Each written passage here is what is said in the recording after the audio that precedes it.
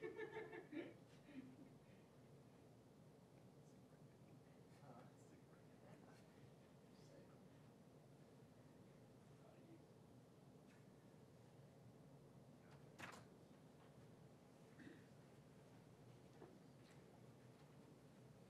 will open with a comment. Raise your hand. Keep up for me for a second. How's everybody today? Good. Well, I talked about this morning on the SEC conference call about the internal challenge that everybody has to be the best player that they can be. And I think the thing that we're trying to focus on is to get the players to focus on the technical aspects of what they need to do to play this game. You know, every team presents different challenges. And we're not here to judge anybody's team or talent or anything else, but, you know, technically you got to know how to play the plays, you got to know who to block, you got to know how to block their stunts. We got to know how to play the option, which we haven't played against all season long and for a long time. All right, so there's a lot of technical challenges that we need to prepare ourselves for and go out there and practice every day so we understand exactly what we have to do to play well. And I think because this is a little different challenge from that standpoint, that's really, really important. So, you know, I think this team has, you know, responded well every time we've challenged them in the past. So, you know, hopefully we'll be able to continue to improve through the course of the week. You know, we were a lot better today than yesterday. So hopefully we'll continue to improve through the course of the week. It looked like during the viewing period that Slade Bolden was out there at scout team quarterback. What kind of a look was he able to give you this week? Well, I think it's been really good. You know, he played a similar kind of offense in high school. I think that's one of the most difficult things about playing against this. It happens so much faster in the game than whatever you can duplicate in practice. You know, you got big splits to deal with, you got traps, you got all kinds of different, but the fullback hits it so much faster than we can duplicate in practice. The quarterback is so much quicker to get the ball in the perimeter. You know, their guy that's played the last two games has rushed for a couple hundred yards in each game. I mean, he really used to be a running back, so the guy is really, really a challenge. And, you know, Slade's a little bit like that. So at least I think we're getting a decent picture on the perimeter.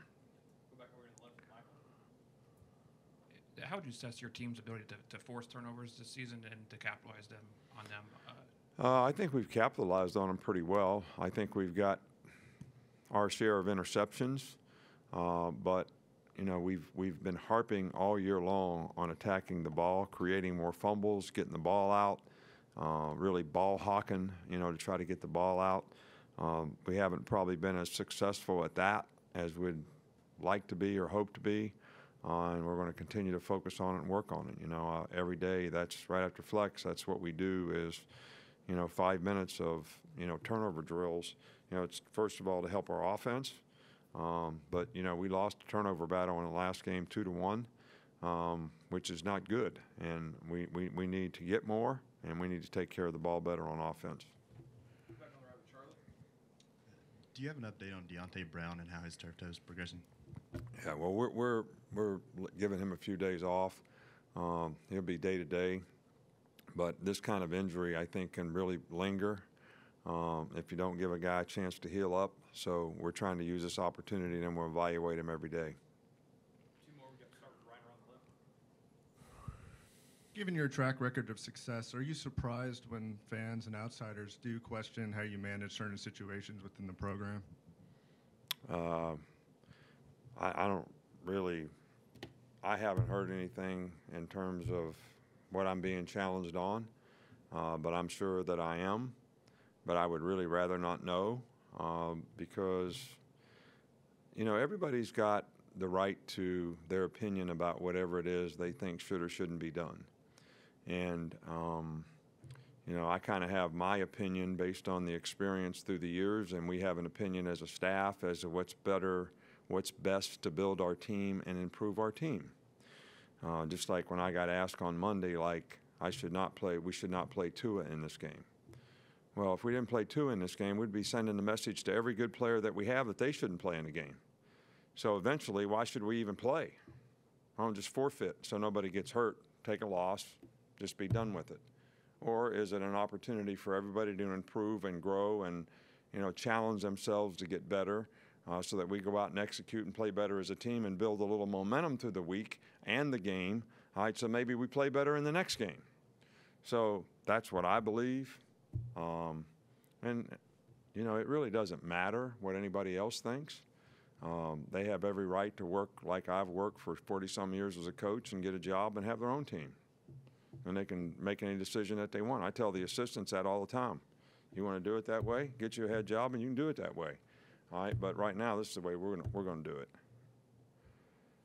So if I tell them that, so is it the fans questioning or you? That would be my question.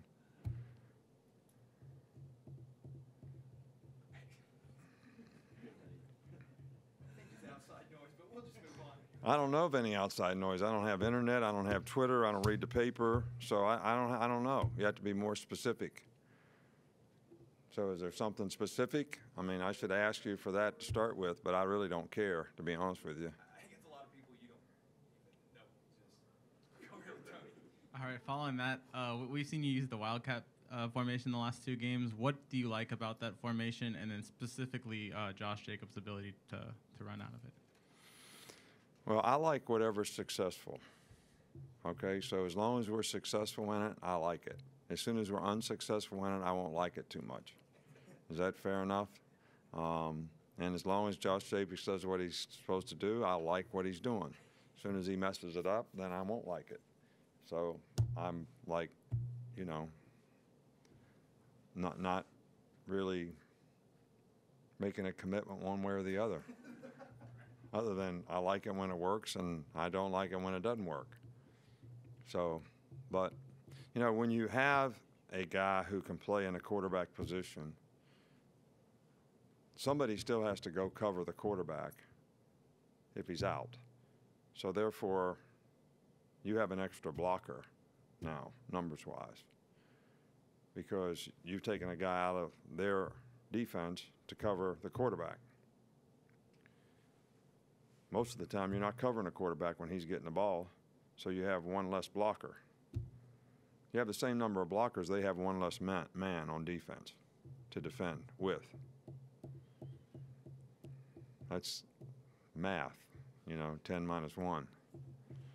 Coach, we'll finish up right here. 11 minus 1 is 10.